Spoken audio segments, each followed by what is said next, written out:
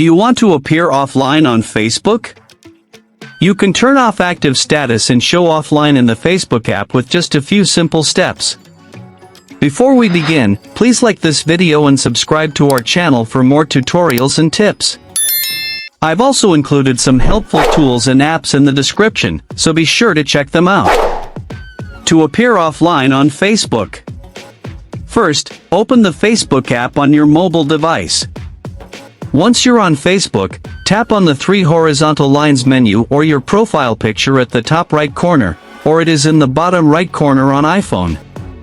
Now, scroll down and tap on Settings and Privacy, then from the expanded menu tap on Settings.